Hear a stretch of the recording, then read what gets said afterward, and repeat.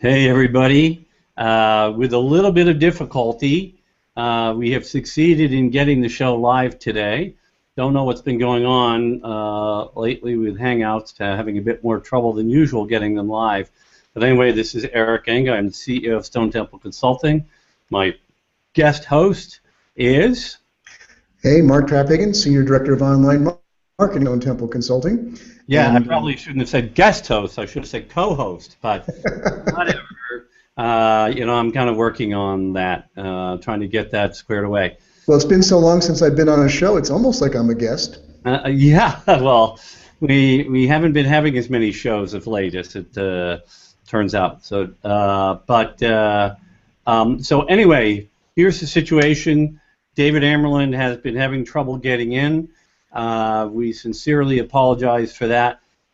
He is making one more attempt. We hope that will happen. In the meantime, Mark and I are going to do some singing and dancing numbers in order to provide entertainment. Or maybe we should do something else, Mark. What do you think? Yeah, I think the audience will have anything other than us doing singing and dancing numbers. Okay. Well, fair enough. One of the things that we wanted to talk about while we were waiting to see what happens with Mr. Amerland is what's going on with, Matt Cutts. What's the deal? I mean, he's decided now that he's not coming back till 2015. What are your thoughts, Mark? Well, you and I both watched the interview that he did with Leo Laporte on This Week in Google. It was a video interview with Matt, and I watched it. I'm glad I did watch the segment with him that you asked me to, because, as you said, watching his body language was very interesting. And why don't you comment on that since you noted it? Yeah, there it is. There's the body language. Yeah, Leo, I mean, the way I look at it is the people in the webmaster team are doing great, and, I'm just having a grand old time. Okay, it's not a perfect imitation, but sort of the attitude in that imitation, I think I caught it. So that's what I saw when I saw him on that video. Yeah, he had everything but a drink with a funny parasol in it and two women fanning him with palm leaf. Pretty relaxed. And Eric's comment from that and mine, as well as some of his words, is that it sounds to us, and everybody's speculating, of course, at this point, but it sounded to us even more so like if he does come back to Google, it won't be in the same capacity. It won't be doing what he was doing before. Do you think so, Eric? Yeah, I think so too. There's a lot of things that go into that thought process. I mean, one is, and he did go out of his way to remark that the situation with the web spam team hasn't been broken while he's away. It seems to be running fine from Google's perspective.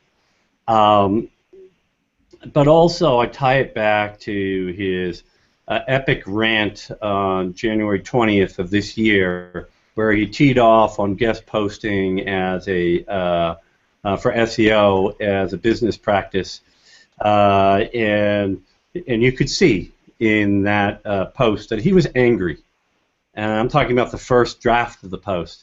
He was angry and he was lashing out, and I think there's an element to just being tired in there.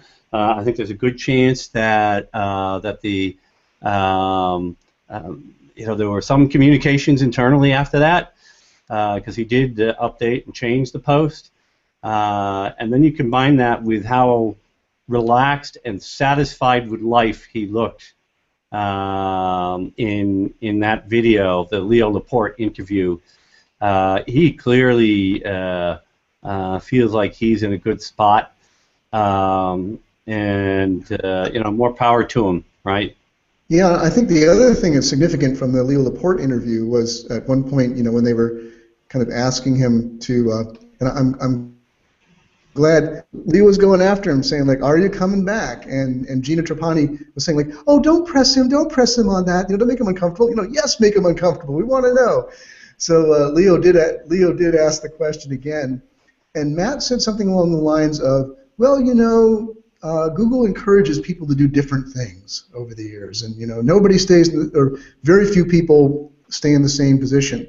That seemed to me to be very significant. That again, if he comes back, he might come back, maybe in some advisory capacity, something it's a little less stressful, less public, but it won't be the same old Matt. That would be my guess too. And boy, that's a big change on the search landscape for sure.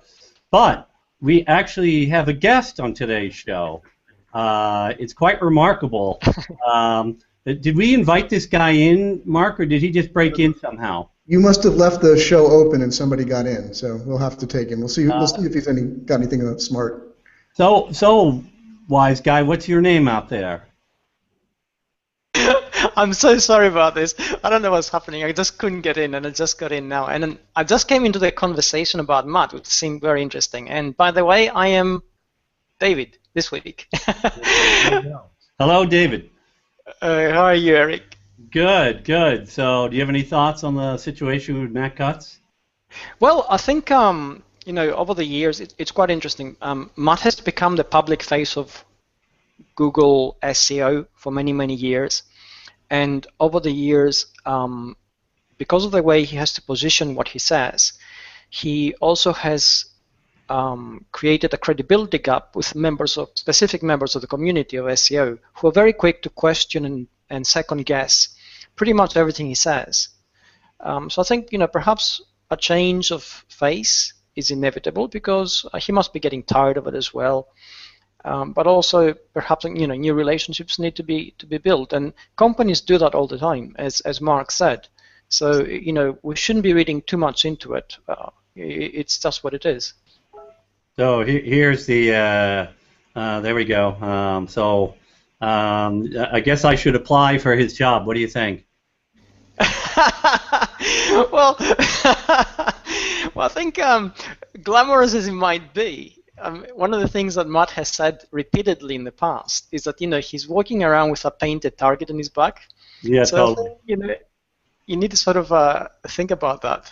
Yeah, no, I'm having way too much fun here, to be honest with you. So, and I'm sure Baruch is just joking, but I thought it was worth putting up there.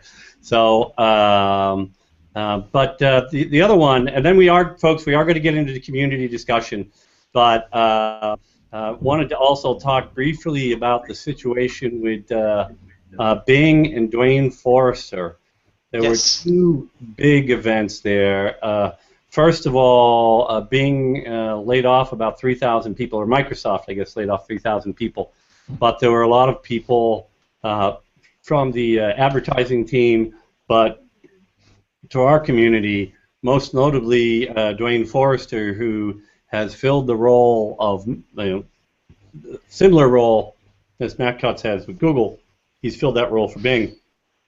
And now, he's been laid off, and I know I've spoken to some people internally at Microsoft, and that not necessarily big budget people, but people that feel it's a horrible mistake, and they're trying to do things to bring Dwayne back in, maybe in a different role, or something along those lines. But Dwayne's now on the outside, and that gives him the freedom to do what he wants. And before you guys want to comment on that, I want to note the other thing was that Stefan Weitz made a public comment about, Bing recognizes that, hey, the plan to go head-to-head and catch up with Google in the current environment isn't the plan that's going to work. So they need to look at doing something else. So those were two pretty telling events. I'd love to get your guys' thoughts on those. Just to note, Stefan Weitz is on the search team at Bing. I think he's the head of the search team at Bing, so people know who that is. Well, he's a director of search. I think there's more than one such. So, that's a significant statement. The first time anybody from Bing has ever said that publicly. That they basically, as a lot of commentators are saying, they've thrown in the towel. Sorry to note this publicly, Eric, but there's somebody that needs to be bounced from the event. I think only you can do that. And so he's, that's a pretty revealing statement, and it came within a couple of weeks of course, Dwayne Forrester and other people being laid off at Google, or excuse me, at Bing, but also the they closed the global ad network for Microsoft, the global offices, I should say. They're not giving up entirely, but they're just going to do now work with major brands on global strategy, but everybody else is out on their own if they're doing Bing ads at on a global level. So those are all pretty significant changes at Bing. And one comment I want to make before we go to David also is that if I were at Google, I wouldn't necessarily be breaking out the champagne about this, because as much as Google certainly wants to be dominant in search, there's no doubt about that, and they're enjoying that. There's a danger in being too dominant, as we're already seeing in Europe, and David knows well about this. That can bring the regulators and the government down on you with suspicions of monopoly or restraint of trade. So this may not be as good news for Google as they like. What do you think, David? Well, I think that's a telling comment, pretty much from everything you said, because there are two strands to this. First of all, since Microsoft got into search with Bing, it was costing them $2.5 billion a year to maintain. So that was a pure drain from the bottom line. It made absolutely no sense for them to continue on this path unless they had some kind of design to basically use search for the data that was accruing from it and basically get into the game of semantic technologies, which is where everything is moving towards. It is absolutely stunning that they're thinking of not doing that through search, because search is one of the conduits through which you can accrue meaningful data, which can actually allow you to do a lot of things with it. The fact that Microsoft is not really thinking of doing this as actively as we would think it would may mean a lot about the way that it's rolling out Windows 8.1, which is essentially almost a cloud-based service which allows you, or rather demands, that every time you activate it, you create an account and it creates an environment. So perhaps they think that the operating system is the way to go rather than search. To my thinking, it's a mistake, because I don't think they're going to get the granularity of data. But obviously, they have to make commercial decisions, and I think, whatever their plan may be, certainly they're probably getting tired of playing catch up to Google. I think what you said about Google appearing to be too dominant in that market is absolutely spot on, because there are a lot of regulatory eyes upon the company, and the decisions which are being taken, or the pressure which is coming on Google from that direction, is not as qualified as it would be from a technical point of view, but it is from a regulation point of view, because they're the dominant player. And we're seeing some very odd decisions being taken in that direction, which are not very useful for the end user, but they make sense from a government oversight point of view, which it's neither here nor there. Yeah, I can tell you. One quick note of clarification.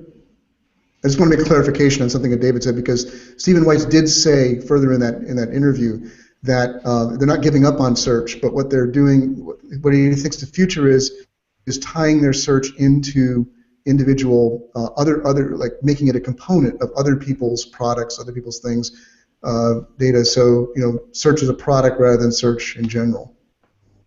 But that's fill in a little bit.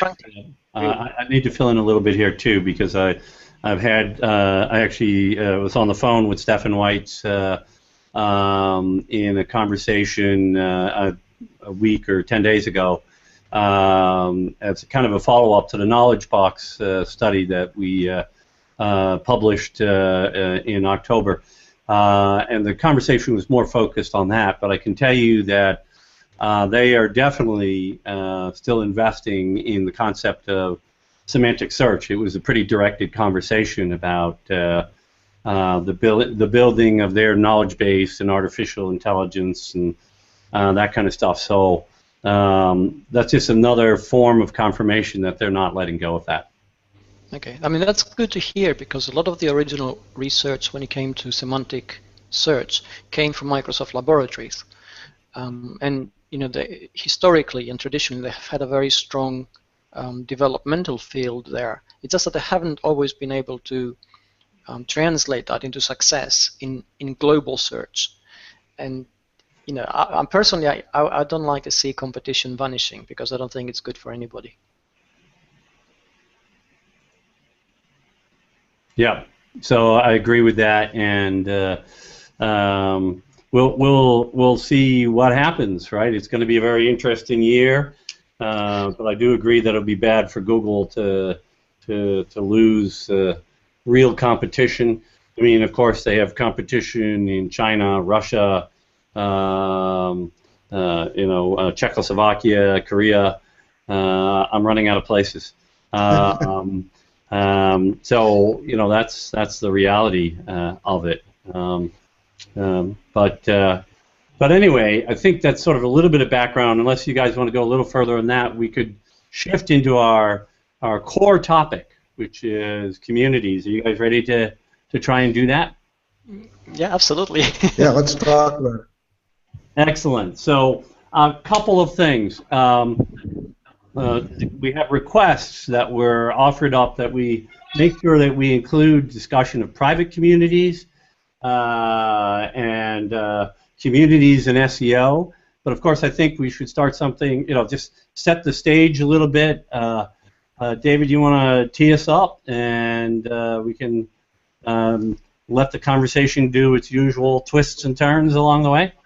That sounds perfect. And I mean, it's quite funny, really. I've been doing quite a little bit of research in communities and how they affect what we do. And there's always a funny thing when you go into actually trying to define something that, you realize that the definitions are not quite as hard and fast as we may think. And as a matter of fact, the very word community didn't actually appear in any kind of scientific or social science media until 1915, which is staggering. Because we've always had communities, ever since we came out of the caves, arguably, there was some kind of community being formed because that was a dynamic for survival. So we get into the digital realm now, and essentially, when we say community, we have usually two kind of concepts in mind. Either we're talking about a group of people who are linked notionally or geographically through some kind of connection. Either they belong to a particular area or group, or notionally they share the same interests, or they share the same philosophies perhaps, or beliefs. And we have these two communities, which one is geographic and one is sort of conceptual perhaps, and there's usually a bit of overlap in these things. And then we also have the idea of community as something a lot looser and a lot bigger, something perhaps which is a lot more idealized. We think of the golden communities of the past, where perhaps everybody knew everybody and everybody shared the same set of values, or very similar set of values, and everybody sort of managed to get along in a very sort of fluid dynamic without everything being perfect. And this sort of sets the stage for the discussion which we have frequently online today. We all understand that there's a very strict and perhaps narrow definition of a community, as in, I'm going to go and set up a community for photographers of hummingbirds, for instance. And then there's the greater sense of the G+ community, where we have a looser definition of it, and we all feel that we belong to this. And just to kick it off, I'll say that essentially, whichever kind of community you belong to, the key in it is trust. And we know that trust is essentially formulated through 4 steps, right? We have contact, perception, assessment, and connection. And funnily enough, how you define yourself as a member of a community also has 4 steps which closely echo these. And those 4 steps are membership, which is the first thing, influence, which is your sense of how you matter or not in that community, integration, where if you matter, you go and become integrated in that, and then finally the emotional connection, where suddenly you feel that the community you belong to is actually your community as opposed to a community. And it's funny because when you actually look at those 4 steps, the correlation between trust and community membership is very, very similar, which means that the underlying dynamic is a trust-based one, which takes us to where we are now. So perhaps we can kick off with that. Yeah, I mean, it's interesting. So the whole process of using communities as a way to get in front of an audience and build trust with that audience is a very powerful notion, and one that I think is at the heart of everything that you should be thinking about when you get into a community situation, right? It's and I love the use of the word trust, to sort of draw out some of the implications about that. And for people who have watched the three of us on shows before, some of this will be old hat, but it's worth repeating, which is, it's not about you. It's about the group and how you can contribute to the group and how you come across. And these are ways that you build trust, right? When it's not that you're just here to figure out how to get something from somebody else. But what I really like, you wrote an article that I saw it just today, so I think you published it this morning, David, that relates to all of this as well. I think I reshared that article a little bit earlier. Do you want to expand upon that thought thread? Because you were really talking about you were telling us how we were shortly going to be having witch trials, I believe. Well, kind of. I mean, a lot of the things. I mean, it's an article which I wrote for a journal which has a particular kind of expression, which is a little bit more academic. But essentially, every time we have any kind of witch hunt or any kind of witch trial, it always comes down to us and them. And them are always the foreigners, the outsiders, the people who do things differently, and they don't do it like us.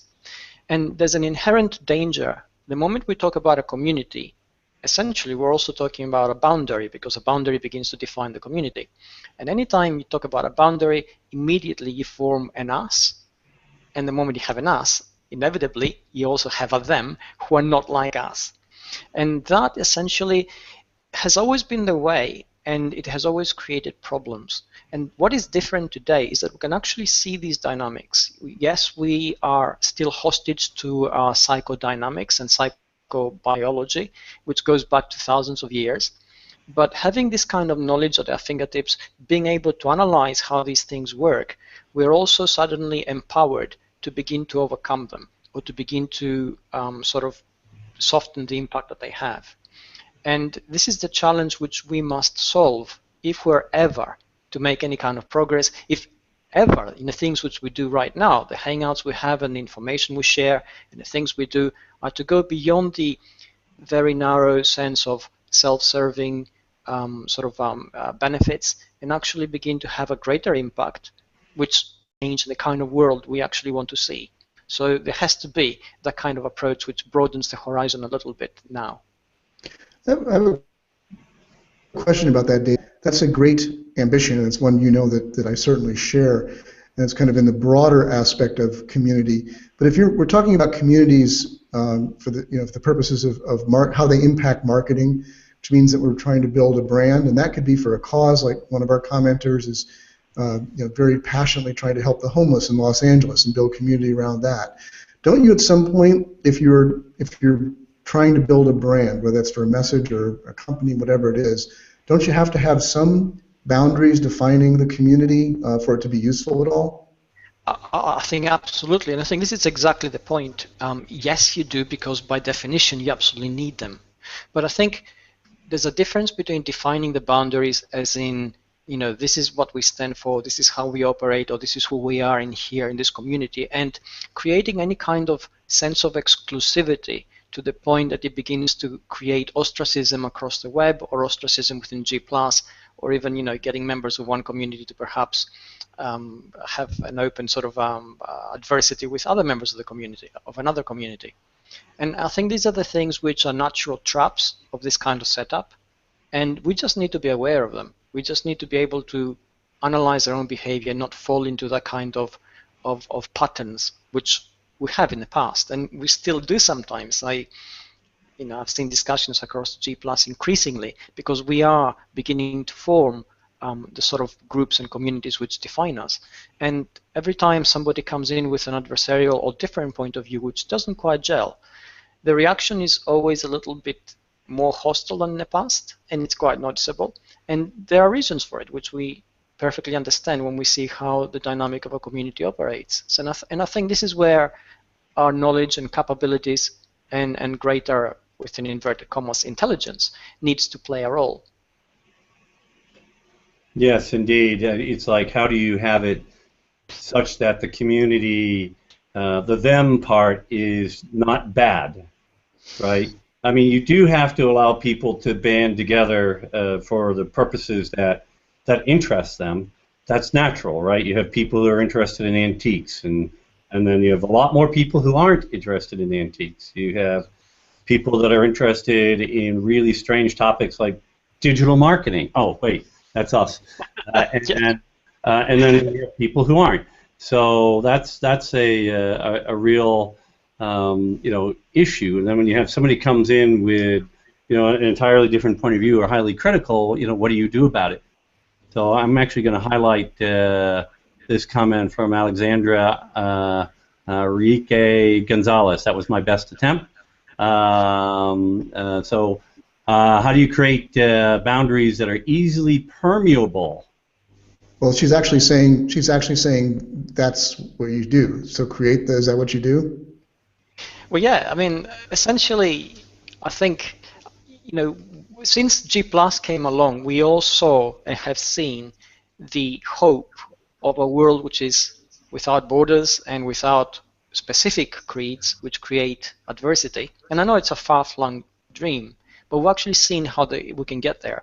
And a lot of us work within that scope, even as we work narrowly on our day-to-day jobs. We do marketing and we do SEO and we do, we sell stuff.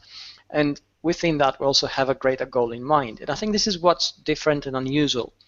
And the risk, and it's always a risk, within a community is that suddenly we find ourselves within a very safe environment, which allows us to operate without thinking very much because we're with like-minded people. And the moment that happens, then suddenly we do have a very hard us and them kind of mentality, which does, makes for knee-jerk reactions perhaps to people coming in with different points of view or even opposing points of view or even highly critical points of view. And I think there's a lot of value in the connection, a lot of value in the conversation we can have.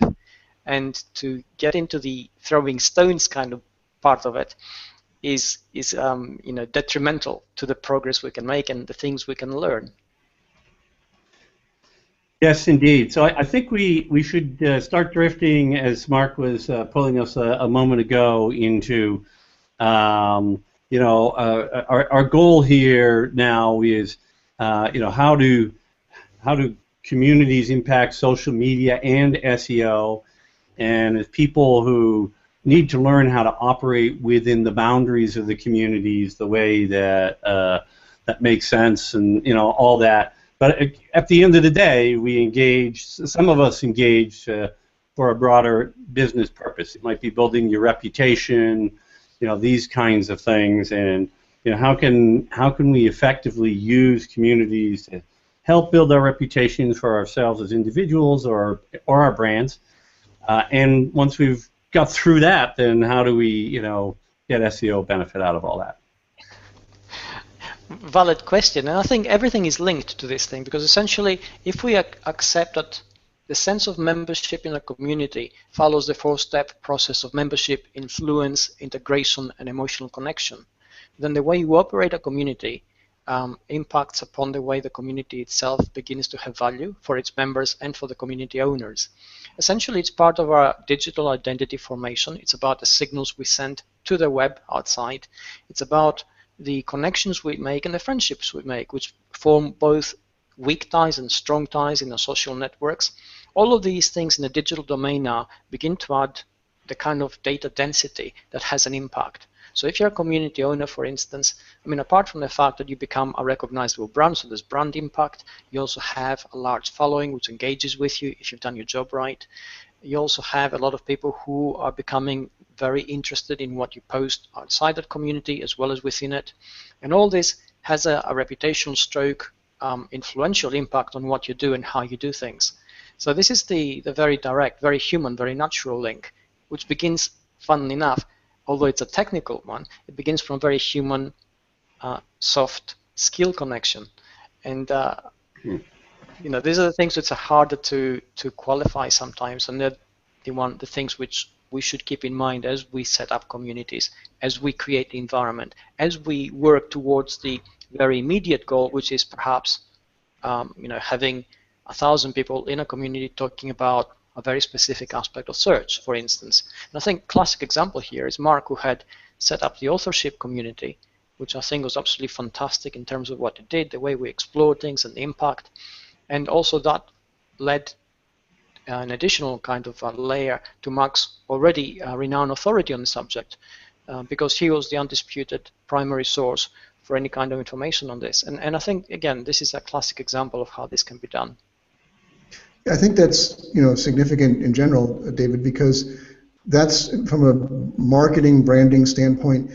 Communities give you the ability, whether you're participating in them as a participant or you are the creator, the moderator, the owner of the community, they give you the opportunity to get known about a particular topic or a particular area of interest. So you go from just being this amorphous general brand, like for Stone Temple Consulting, okay, we're a digital marketing agency. Well, there's thousands of digital marketing agencies out there. What distinguishes us? Well, the communities that we participate in, whether they are actual defined communities like a LinkedIn group or a Google Plus community with a title and a name, or just in general, the people that we hang out with the most, the people we talk with, the people that we interview on these shows, that's community, and it identifies us as being known for certain topics. I think, from a marketing standpoint, that has a lot of value. Yeah, absolutely. And I mean, again, this comes again down to the assessment of the trust element of what you say and how you say it, and your ability to actually engage in the conversation in the broader sense of the word at a level that actually delivers real value. And your example of Stone Temple Consulting is a classic one again, because yes, there are a lot of companies doing a lot of very similar things out there, but none of them in quite the same way and with quite the same attention to detail and sort of the granularity in forming relationships and actually delivering value to them. So I think that makes the case for many people in the audience right now. Indeed. So so here I am. I'm a dirty, rotten spammer, and so I want a fast benefit. How am I going to drive my SEO with this stuff? Because I'm certainly not going to spend any time in these communities if it isn't going to drive my SEO. I mean, what's up with that? Okay, let me reposition that statement and question slightly. And I'm actually just going to open the topic with, I think that when people look at communities, you actually have to look at an indirect long-term benefit, right? You really are looking at ways to build your reputation and the like. And I know, I forget who it was, but there was a question early on from somebody pre-show about how SEO would benefit, noting that that was Omi Saito. Yes, that's right. Thank you for pulling that up. And it's a great question, and certainly, individual community posts can get indexed, correct, Mark, but that's not really the benefit that I would be looking for from an SEO perspective. The benefit I would be looking for is to get known for being an expert on something, having people who want to engage with me, and then when I write a piece of content and publish it on the Stone Temple site, because of those other things, lots of people are going to want to read it, and lots of people are going to want to share it, and then, of course, eventually that will bring links to it. I think, to me, that's a much more powerful impact, Omid, than the direct one of specific posts ranking. That's my mindset on it. By the way, if I have a post that ranks, and hey, great, I'm happy about that. But I look more to the power of the connections that I'm making as being the key. Yeah, definitely. And I think I love the fact that you said it doesn't happen quickly, because essentially within the boundaries of a community, the relationship building that actually goes on is at a more sustained, more granular level. In other words, you can fake it even less than you could in perhaps the general G+ stream, where people see you only occasionally.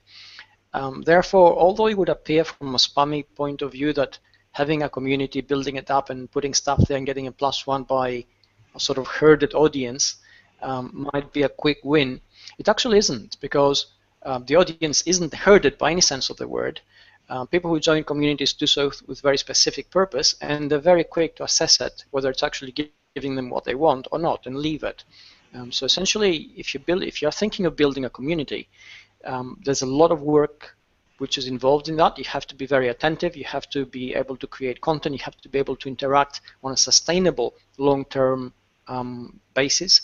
And that's when the benefits which, Eric, you spoke of are derived from. So yes. And Steve Bonin just brought in a comment here about, it's too long to show probably, but about the benefits of relationships that happen in communities, just from a standpoint of, and I certainly agree with the focus that both of you are saying needs to be on the long-term benefits of building long-term value in relationships and getting known for something over time that's going to reap all those benefits, including the SEO benefits. As you start getting known for something, people want to link to you more, all those things come.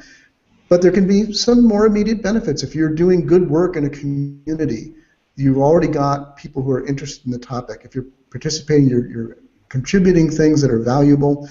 The people in the community who've gotten to know you are more likely to reshare those things. I think that's the point Steve was making. So it can actually, increase your reach outside of the community itself. But I think what we're saying in general is you don't go in with the motive. If you go with the motive to just do that, you're not going to succeed.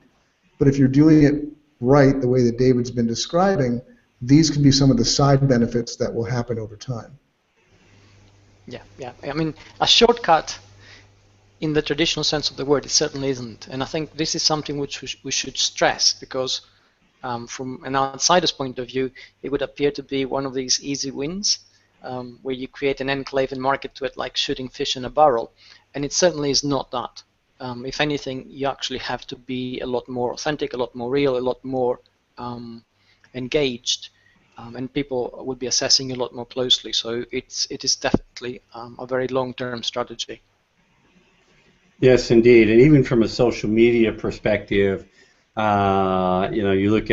can look at communities again as a way to get in front of other audiences and expand your following more rapidly, right? Because they'll see you hopefully adding tons of value there, and want to see more about what you're posting, not just in the community but elsewhere. So I think again the benefit is comes from the quality of what you put into it, and then hoping that inspires other people to take actions that benefit you, which is, it's not the way a lot of us think, and I chose my phrasing there extremely deliberately. Taking an action and then hoping other people take an action that benefits you, and that's kind of the game. Exactly. I think it's also, from a social media, from a branding point of view, it is the kind of strategy which we have been explaining should work in a social media environment, where it creates layers of transparency and the kind of relationships where you can actually explain shared values and find commonalities with your audience. So working within a community a lot of the times, from a marketing perspective now, and as well as an SEO one, allows you to communicate at a greater depth without sort of running the possibilities of creating misunderstandings, because the sort of bound environment of the community is a lot more deeper and a lot more focused than perhaps the stream itself. So it is something which, again, needs to be held in mind. Right, and there's a related thought there too, which is, since you mentioned the bounds and we talked about the various boundaries, or you don't just go jump in 40 different communities, right? I mean, truth be told, I probably actually do belong to 40 different communities, but most of them are just because someone has mentioned me from inside them and I want to reply to the comment. But in terms of ones that I might be active in and contributing, it's a much smaller number, and you could see from those that, well, those are kind of the places where I feel like I belong, or that it kind of helps define who I am, because I'm in those communities and active in them and not active in some others. Well, I think that's an important point you just made, Eric, because essentially we talk a lot about creating an entity out of our content on the web and in Google Plus in particular. And the question which comes up again and again is, how much do I post in terms of business and how much do I post in terms of social? Because I don't want Google to misunderstand who I am. And there's no real formula to this. But if you're active within a community, by definition, usually you will be active in communities which most closely represent the social aspects of you and the professional aspects of you. And whereas in the stream, you can be a social butterfly and pretty much, get engaged in pretty much every conversation that just happens to catch your attention. But when you get into a community, that's where the depth of engagement and expertise and opinion comes across, and including sentiment and sentiment mining, which Google is looking to do. And these are very granular, very detailed signals which you send out, which when it comes to the entity building process and the identity building process, they're absolutely invaluable. So being a member of our community and being active in it should be part of your overall strategy, I suppose. Yeah, I mean, having watched your stream, I assume that your primary interest is white cats named Nike doing unusual things, and I've learned that over time. And occasionally you talk about semantic search and things like that. Yes, every now and then. You fit them in between the cat posts. So, did I get him right there, Mark? You think I typed him? Nailed him. Absolutely. I mean, Nike's a great mystery to be actually decoded. If we succeed in that, there's nothing we can't do. There you go. Well, great. So do we want to take some more questions? Because we're getting into the last, and I know we like to, we had one earlier on from Elaine Starling. I'm going to pull that back up. She loves the 4 stages of communities: member, influence, integration, and emotion. How do you help people move through those steps? That's a great one. Okay, Elaine, I love that question. Here's how it goes. I mean, obviously the membership one is fairly easy. If your community is not easy to describe, then people don't know if they should be members of it or not. So really, that's where the initial clarity comes in. And then, in order of influence, essentially every person who comes in the community needs to feel that they matter. And if you haven't got the kind of environment where they feel that, then their influence is essentially zero. And their motivation to actually get involved and engage begins to drop. So as a community owner or moderator, the way you set the tone, the way you set the subjects, how engagement goes, and how the interaction is basically promoted and fostered in the first place is key to this. Integration comes in essentially the kind of conversations we have within a community. And if you have people who come in and they're never ever mentioned, even though they may have great ideas, and they begin to feel that they're excluded from the community and cliques have developed, and integration becomes very, very difficult. And finally, if a community creates a kind of environment where the first 3 steps are possible, people get emotionally connected to it. They feel it's their community. They feel at home there. They feel that they know the people in that community. And that begins to become the clinching argument, basically, which argues for the success of the community. I will add one proviso to all this, that essentially the community size itself is key to all these things happening, especially the last one. Studies show that communities of a certain size, which could be perhaps as many as 1,000 members sometimes, thrive on stability and people knowing each other pretty much, and that's what keeps everything together. But the moment you get past that, when we talk about the G+ community, for instance, although we have the same sort of sense of what a community is, within G+, we're all transient beings. I could go tomorrow and Eric could go and Mark could go, and somebody else would step into the void and do fairly, pretty much what we do. And the community, the G+ community, would actually go on. So larger communities thrive irrespective of their members, because the community environment and culture is what drives the community forward, whereas smaller communities really need that engagement, interaction, and sense of connection amongst their members in order to actually thrive.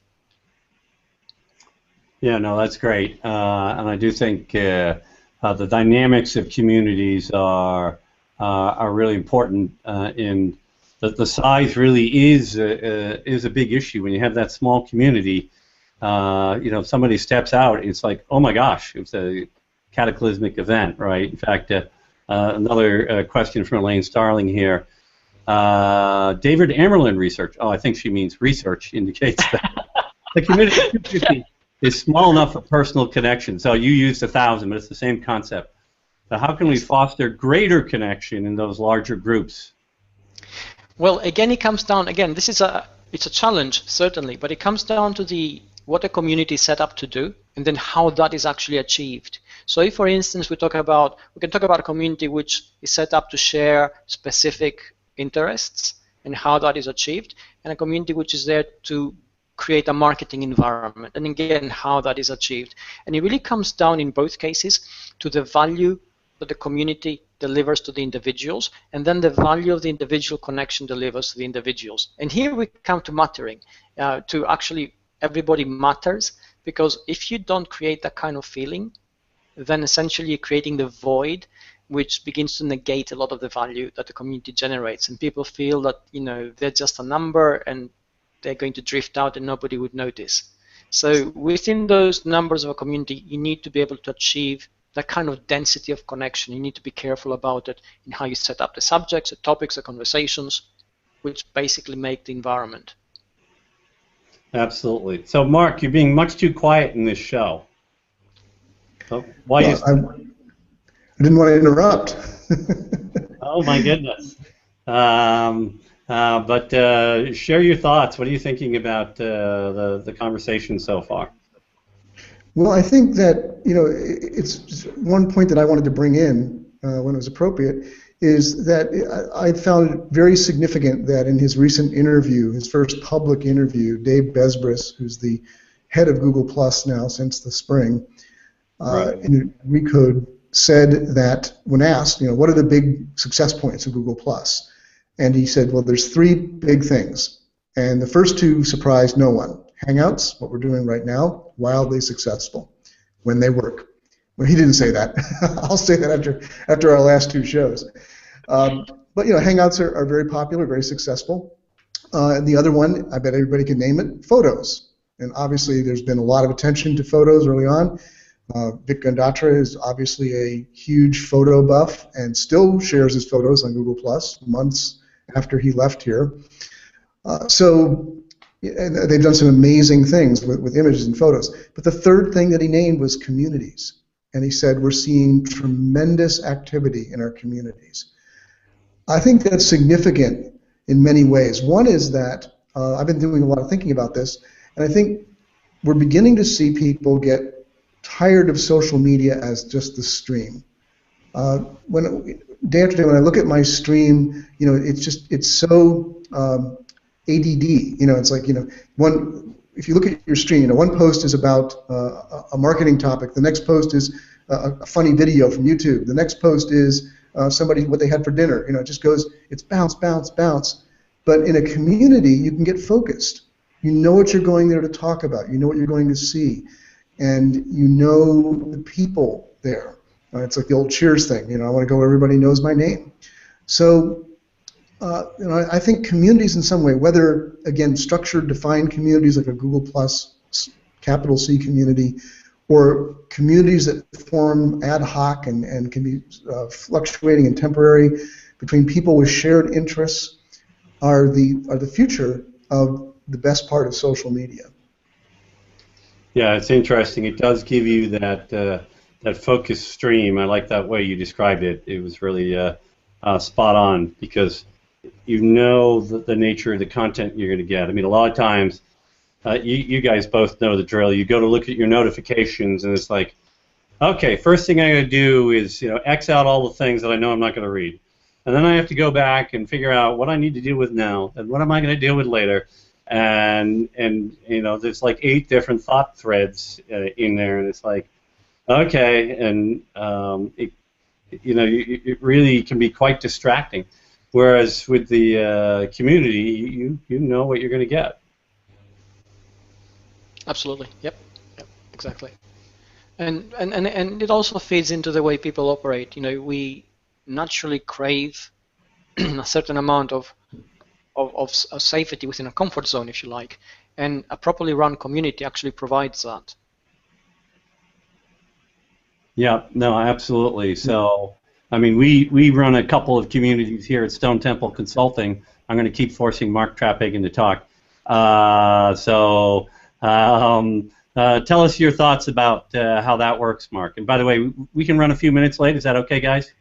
Yeah, absolutely. In light of the fact that we had trouble getting the show started, we'll run 5 or 10 minutes late just to try to get through the rest of the community topic, and I think this is an important subtopic to it. So, Mark, you're on the spot. Well, yeah, I think community creation and participation has been very beneficial and huge for us. Again, as I said earlier, if you're trying to create a brand, whether that's a personal brand, a company brand, an organizational brand, a brand around a cause, communities and the communities that you are a part of help define that in significant ways. They say for us as a brand, Stone Temple Consulting, the communities that we've created communicate to the world these are things we see are important and things that we want identified with our brand. It gives us the opportunity to do that and to do it in a very organic way, because traditional messaging, brand messaging, right, is the billboard, the TV ad. It's the one-liner, hoping that you can get attention and get people to have a certain feeling about your brand. But in a community, you have that opportunity to be much more in the areas that you want to be known for, the areas where you're an expert, where you have something significant to contribute. So I think there's that, on the human side, there's that. I also think within Google Plus that communities have some significance, and don't want to get too far sidetracked on this, but going back to Ami Saito's question about, is there any connection here or significance for SEO and things like that? Well, I'm becoming increasingly convinced that for brands, especially brands that have pages, verified pages, that communities that they create and that remain active could be a significant marker for Google, if not now, certainly in the future, as far as what that brand is about.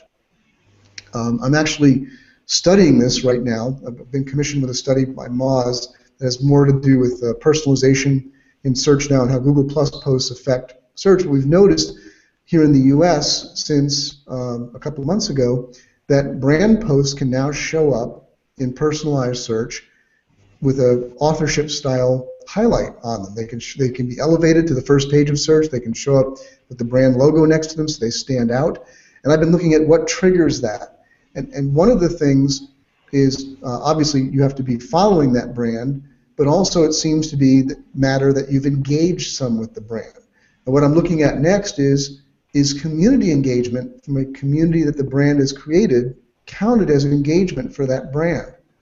That could be very important if it is, because that's great engagement indicator on a topical basis. So those are just a few thoughts about how communities might be active and how they might be useful to a brand. Yeah, no, that's great, and that's certainly an important modification to my discussion on SEO impact before, because that branding visibility is something that through the connections, and if communities play into that, that's pretty powerful. Absolutely. Right. Yeah, I was going to say I'm actually very intrigued and impressed by what Mark said, because we continually ask brands from a branding point of view to be very human in the way they communicate and the way they sort of convey their marketing messages. And they find it increasingly difficult to do that in a very public domain, because they have specific constraints on every message they actually put through. But within a community setting, it allows them perhaps to communicate at a much different level, which allows closer engagement with those people who follow them because they made a conscious choice to be there, as opposed to being perhaps habitually subjected to a brand marketing message. And that changes the entire relationship. So a brand which has a community attached to it can have an entirely different relationship with a section of its audience, which allows it to engage much deeper and actually find those people who become evangelists. And I'm not just talking about marketing here, but also about the other things that a brand is interested in. You get brands which are interested in the environment, for instance, or in the homeless, or in social good. and they actively pursue those conversations within their community, but they don't do so on a public stage because it's not the main thing of what they do, which is market their business in order to stay in business in the first place. So that's a very important distinction that Mark brought up, and I'm particularly grateful for it. Okay, I'm going to pop the question here. Oh, well, you know what I mean. So, great analogy, Mark Traphagen. Focus stream. Google's not. They can't see it, Eric. If you're, I'm sorry. Go ahead. I thought you were going to highlight the question. I have it white boxed. You're seeing me because I was the last. Oh, okay. Okay, I forgot that you're white boxing. Sorry about that. That's all right. Great analogy, Mark Traphagen. Focus stream. Google's not new to building a platform of communities. Back in the days, they used to be called Google Groups. Yeah, and that, I wanted to highlight that comment just simply because you said great analogy, Mark Traphagen. But yeah, that's not the only thing you care about. Right? I stopped reading after that. I should have skipped read it out, but you know how it goes.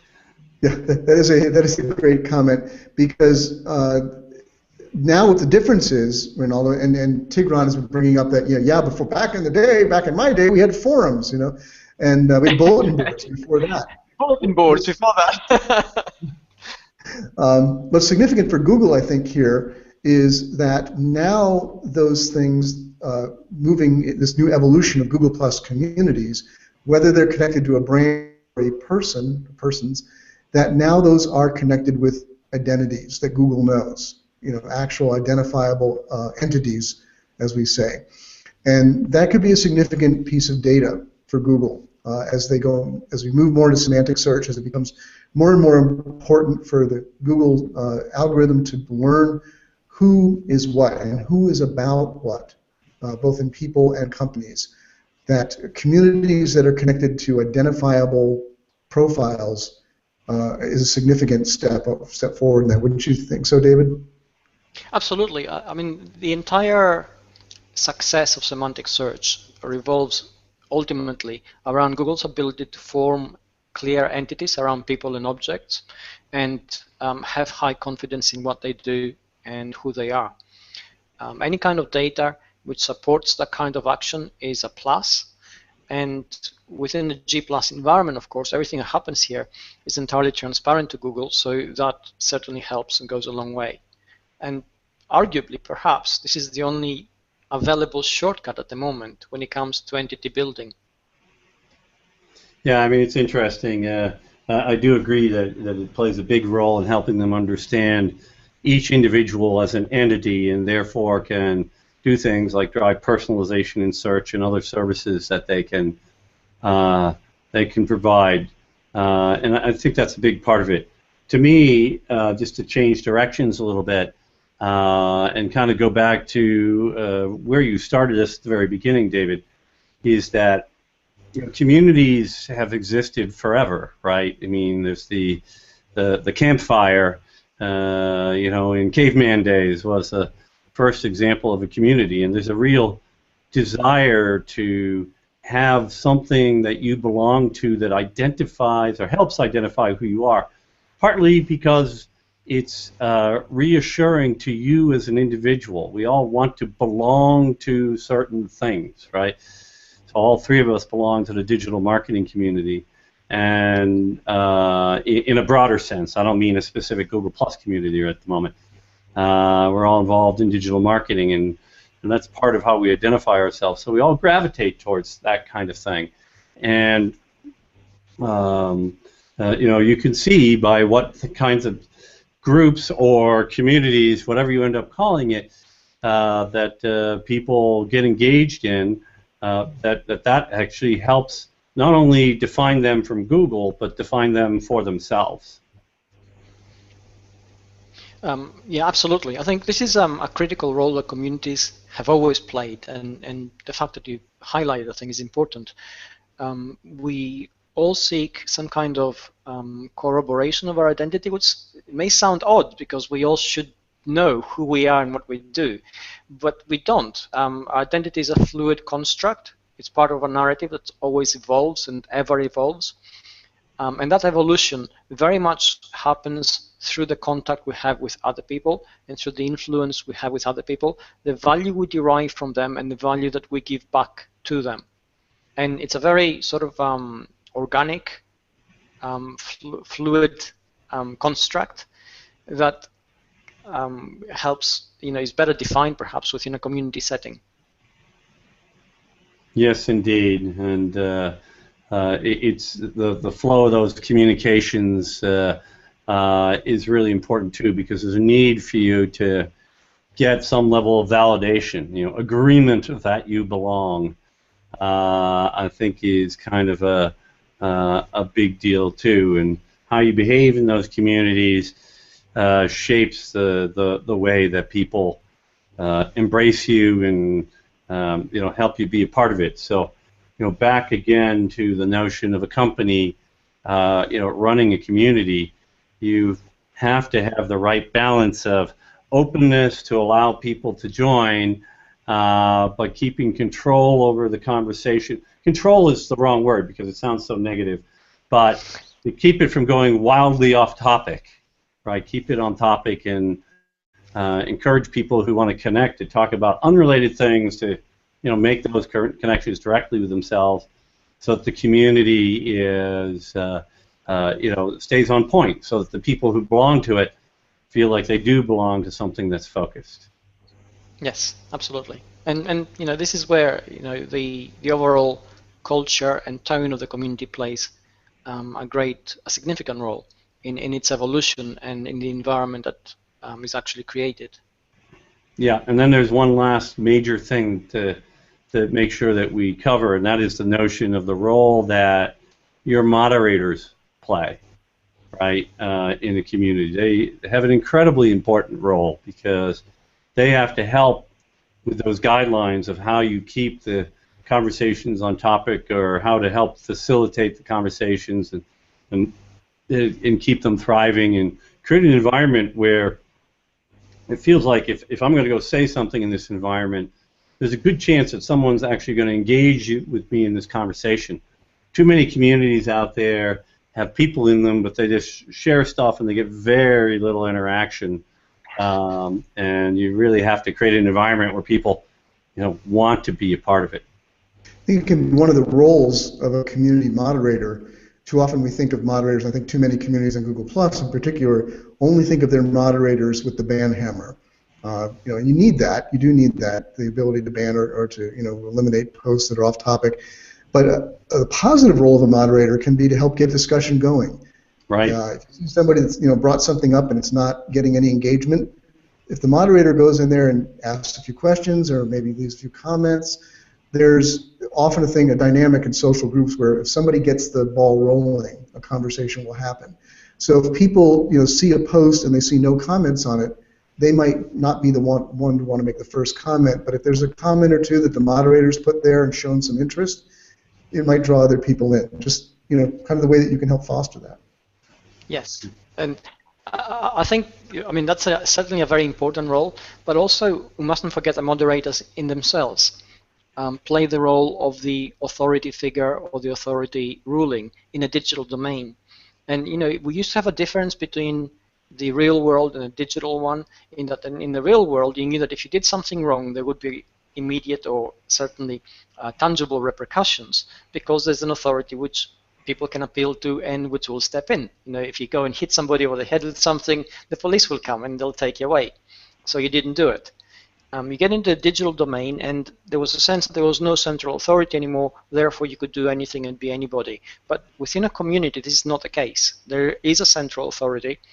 There is a moderator who will act within the community guidelines, and that is exactly what creates a kind of safety perhaps in terms of people connecting and engaging at a deeper level, because they feel more confident that there is that final appeal section. I should also say that if you're a moderator, it's an incredibly hard job to do, and there are as many bad moderators out there as there are good ones, and they reflect how critical it is, if you're a brand, to actually have the right kind of moderators with the right kind of attitude and guidelines in order to foster that kind of confidence in the community members, and also drive the engagement and make sure that everything happens within very specified guidelines. Yeah, absolutely. So we're now approaching quarter past, and I feel like we should put up a few quick questions and maybe do some closing comments. We ran a little long because we started late due to technical difficulties, to say the least. So one from Omi Saito here.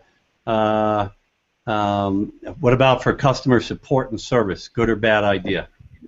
I would say, asking my opinion on that, I would say I would not necessarily want to have those functions on somebody else's platform. They are so critical to your business that I would want to have those on a platform that I own. Now you can do, we all know you can do customer service and support in social media by listening, watching for problems that customers are posting on Twitter or Google Plus or wherever, jumping in, help them, be helpful to them, absolutely. But as far as the actual place where people go to make a request or a complaint or something like that, I think about it this way. If we lost the thought leadership communities that we have on Google Plus, if for some reason they got taken away or one got banned or deleted or whatever, that would be sad, but it would not be horribly destructive to our brand. We could start over with that. If we lost if we built a whole customer service community on a platform that was lost, that would be very hurtful. Maybe you guys think different. That's just my opinion.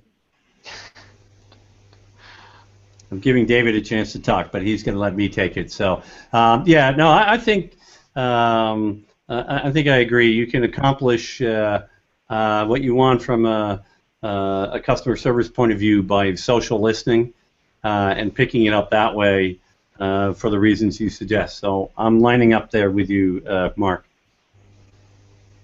So one more. Farinaz, I apologize if I'm mispronouncing that. Parse. What about people who are multi-talented and cannot be pushed into one box? We don't want to be labeled. Then you end up being in 40+ communities like Eric. No, I'm only active in a few. The others are just so I can reply to comments. Yeah, I think on a more serious note on this one, I don't think there's a real danger in sort of thinking that they're too fragmented, because over the long term, and it's always a long-term view, you actually do crystallize into a very fully formed person. You have your social interests and social communities, and you engage in depth in them. And it can't be, you're not equally interested in everything which is social, any more than you can be interested in everything which is professional. You're going to sort of crystallize in depth in that. So again, it's a long-term thing, and it clarifies itself really without any risk.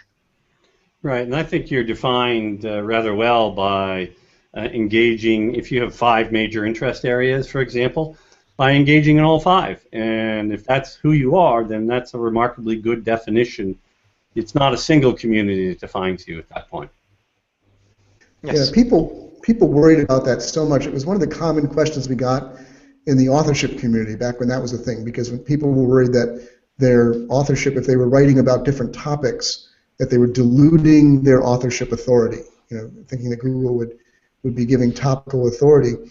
And the thing I would share with people is that I know David understands this even more deeply than I do, that the construction of the semantic web is much more sophisticated than that, or it's going to be. Now, it's not yet at all approaching the human level, but think of it the way that we are as humans.